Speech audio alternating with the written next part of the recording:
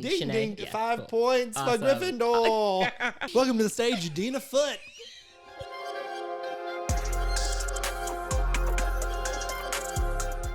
Welcome to Balanced Sports. Do you like women's sports? Sports across the gender spectrum? How about you're sick of men's sports? Well, that's what we're here to talk about. At Balanced Sports, our hope is to cover the sports that you may not be seeing as often on the interwebs, on TV, in magazines, and we're here to talk about it in a fun way. I'm Jewelz.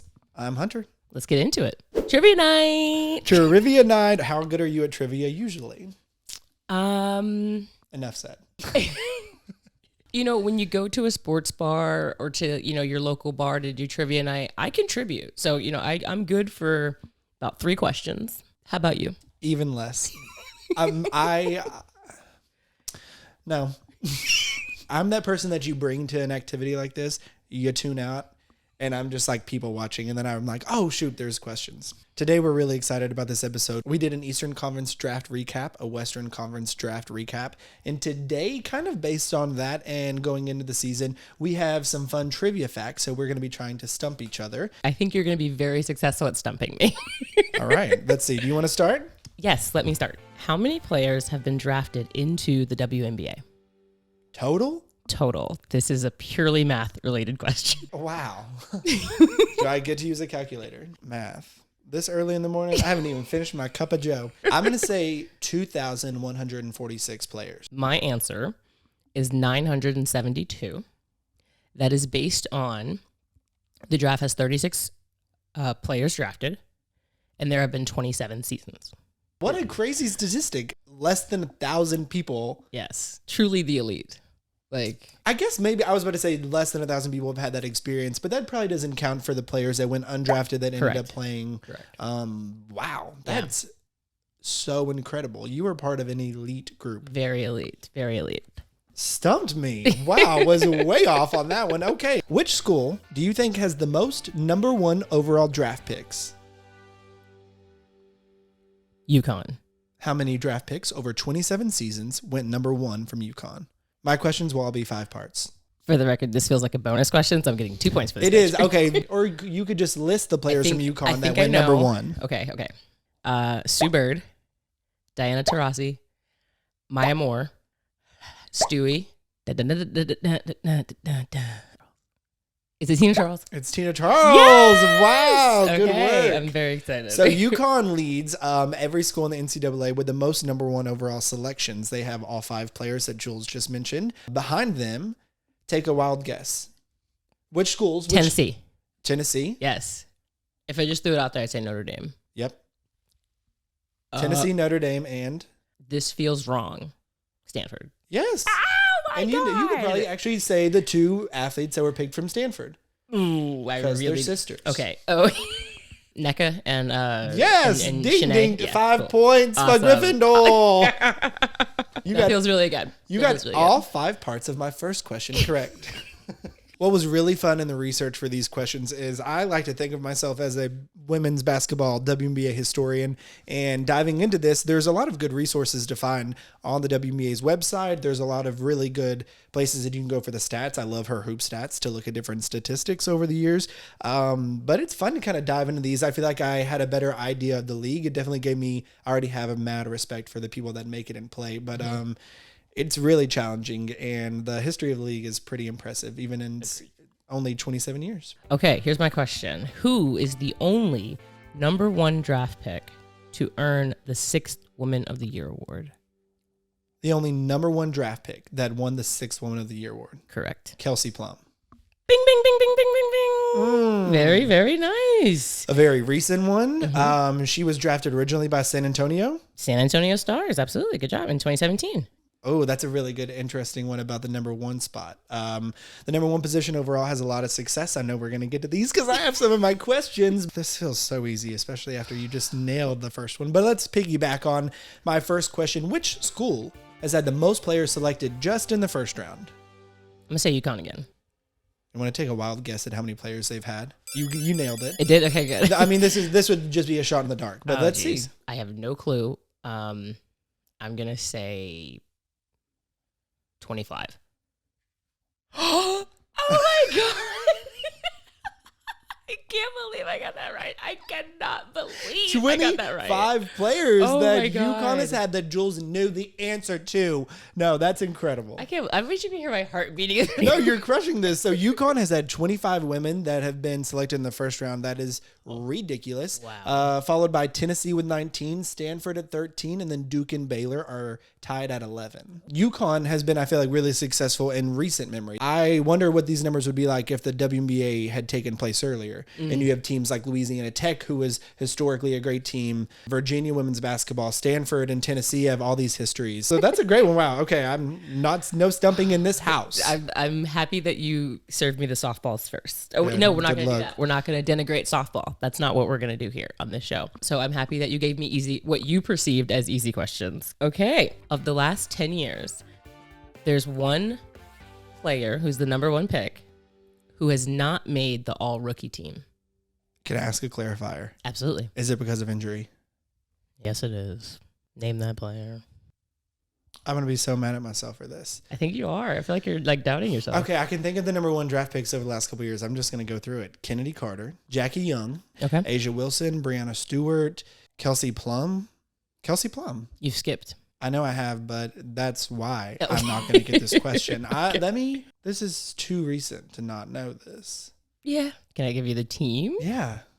New York Liberty? Sabrina Ionescu. Sabrina was injured. Yes. She didn't make the team. Yes. Dang I was like, it. I do. When I you, should have. when you said, is she injured? I was like, well, fuck, you got the answer. You know what I think was happening is like in my research for a lot of this, it was just like knock to Sabrina, but she was injured, so she wasn't popping up on a lot of this like statistical thing, and I don't think she was at the front of my mind. Oh, good one! Wow, wow, you're stumping me. Okay, who was the first player for my third question? We're getting tougher. We're getting in. Who was the first player ever drafted into the WNBA? Okay, this is kind of a drafted. Nope, we're not going to go with trick questions. The thing is that I do know, and I was like, you got to remember, but the full name is escaping me. What do you mean trick questions? So the first 97 was the first year that the WNBA came into existence. And so they pulled people. And so I don't know if that counted. Like it wasn't like a proper draft. Oh. And so Dina. It's a part of your body. Oh no, because I was gonna say Dina Thompson, so that's not a part of my body. You were okay. I'll tell you what you're doing after this. I'll tell you what you just did. Okay, so there's like two people that like I switched their names. That you combined their around. names. Yeah. You said body part, and I was like Dina Elbow. Welcome to the stage, Dina Foot. Okay, I'll give you a hint. The first collegiate player you can find somewhere around this room. The first collegiate player that was drafted in the WNBA. The signs are all around you. It's on your shirt, but the name isn't on the shirt. The face is on the shirt. The lips aren't a dead giveaway. No, they're not. Oh, well. I don't be knowing people's lips. Fans, after this, we will be having a session where Jewelz sees what Tina Thompson does to her beat before every game. She wears these bright red lipsticks. This is like an iconic for Tina Thompson night. I'm sorry, what body part is Thompson? So you crushed it because I have a technically the first player ever drafted was part of the allocation draft, the one you talked about. Yeah. This was former professional players. And Dina Head was the first player selected from the allocation draft. That's 16 players that were chosen to be dispersed amongst the teams. Tina Thompson was the first player out of college ever drafted. And where did she play? UConn? No. Cheryl Miller's time playing at the McGee twins, playing at Cynthia Cooper. I'm going to say USC. You crushed it. Okay, nailing this. That was a doozy. Which WNBA franchise has the most number one selections of all time? I'm going to go with a franchise that is combined, and that's the San Antonio Stars, Las Vegas Aces franchise. Incorrect. LA Sparks. Incorrect. Home team. Seattle Storm? Seattle Storm. Has the most number one picks of all time. Mm-hmm. That's an interesting one. I thought, is Seattle Storm one of the original teams? I do believe so. I can't confirm that because I don't actually know, but looking as I was doing research, like the name popped up. It didn't change at any point. Okay. Or I didn't see it change at any point. And because Sue's been here most of the majority of the time, so that made sense. You thought these other ones was in the weeds. Who is the lowest drafted player to ever win a WNBA MVP, and what position in the draft was she selected? So when I think of MVPs, I'm initially thinking of like the number one people who do it. That's why I think this one ends up being a really cool statistic to show afterwards. I have no clue. This is such a fun one. The lowest drafted player to ever win an MVP in the WNBA is Jonquel Jones. Hey. Jonquel Jones was selected number 6 overall in the WNBA draft. So the chances of your WNBA MVP being selected in the top handful is really high. This is where I did some research, some averaging, and I sort of geeked out over this. Hey, nerd. I know. I had so much fun doing this one. The number 1 drafted player has won the MVP 11 times between 8 different players. On average, either number 1 or number 2 is going to win that award that year. Wow. That's a pretty crazy statistic. Or maybe not that year, but like eventually the 1 or 2 are going to win. The NBA average for the MVP is 7.56. So think of how much later you can be drafted and still see success. In the NFL, the average is 44.4.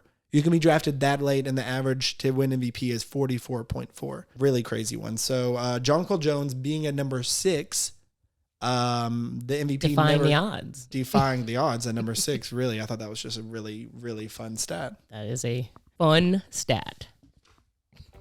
Who is the lowest drafted player to earn a finals MVP? Because I only care about winners. A finals MVP. Whoa, that makes it really tricky. Stewie's won a couple. Candace won. They're both number 1. Would you like a hint of the year? Yeah, tell me what year this happened. This happened in 2019. A East Coast team from my home state. Okay, well then. Technically speaking. EC? There we go. Was Emma Meesman? Very nice. Okay. There I had to work. You Thank you for work. all the hints. You got me there. And she was drafted in the 2nd round. Yeah. 19th overall. Nice 19th job. overall. 19th overall. Yep. She was drafted by the Mystics in 2017 and then won the award in 2019. Wow, that's pretty incredible. Right? I thought that was my, like, as far as I was going in the week. Yeah, when I was looking through different drafts through all these years as well, it's really cool to see players who have like defied time and have stayed around. And then, we talk about a lot of these players having success being drafted really early on. It's fun to see like Allie Quigley was kind of late to mid 2nd round. Emma Meesman wins a finals MVP. So Come on. Not saying it can't happen. You can Anybody do out there it. watching, you can do it. You can do it. We believe in you. This is similar to where you just, one of the questions you just had, but who was the lowest player ever drafted in the W to win Rookie of the Year? I could give you the team. Sure, I'll take the team. Minnesota Lynx. Give me a first initial. Give me a C. Oh, I feel like people who are watching this like screaming at me to just say the right. Drag her. This is a dangerous player. Who is it? Crystal Dangerfield. The dangerous one was nice, wasn't it? What I really like about the Rookie of the Year is you could look at every girl that was drafted and say, I'm only competing against these 36 heifers right here, right now. I only got to beat these girls to get this award. That's still asking a lot out of you. It is. But Crystal Dangerfield was drafted number 16. Wow. That's not that far down the list. I mean, it's a lot higher than I was drafted into the WNBA. 2020, the 16th overall player. 2021, the 6th overall player. Before that, it was like number 1, number 2, 1, 1, 1, 1, 1. Yeah. So they brought the average down to a more respectable. The rest of us can maybe have a shot. Yeah. That is a fun one. You want my bonus question? Give me the bonus. Who is the only former number 1 pick to win titles with 2 different teams? Candace Parker. Exactly. Which were those teams? In 2021, Chicago Sky, LA Sparks. Mm-hmm. They won in 2018. I think that's correct. Yeah. I got really into the success of these overall draft picks. So this is going to be your bonus question. There's no way you're going to get these because it involves a lot of heavy math. What would Rude. Okay, then what would you guess is the average draft position of the 5 bibbers of the All WNBA first team? You're such a dork. What is the average draft selection of a athlete that makes All WNBA first team? 6. Way lower. Like 2. 2.84. Meaning on an average year, your all WNBA players are going to consist of players that were most likely in the top 2 to 3 picks of every year. Is that not kind of soul crushing? It blows me away how hard it is to make these teams, but then to be successful. You are going against the best players in the world. So I think the median of the success for these players, not that you can't be successful and get later on in the draft, but it just feels like really top heavy that our awards and maybe even the coverage or consistency at which these players are getting shine be happening. But they're amazing. And you have to think if you're a number 1 or number 2 pick, you about to do big things. And Alyssa Smith and Ryan Howard. We're looking at you. We're looking at you. I'm interested in generational talent and what that means. I think that's kind of a phrase that people throw out a lot. But then when you say generational talent, to me, that's like at least 10 years, right? Like, there can be multiples, I guess, but it kind of makes it seem like, Sue Bird, you are the generational talent. Yeah, I can see that. But there's often other people in that conversation, Diana Taurasi. So for our next video, we're going to be talking about our picks for the Rookie of the Year, and maybe there'll be a generational talent in there. Thank you for joining us on this trivia. If you played along, we'd love for you to tag. Tell us how you did on some of those questions. And if you have any fun questions for us as well, we're happy to do some more deep, nerdy dives into the draft.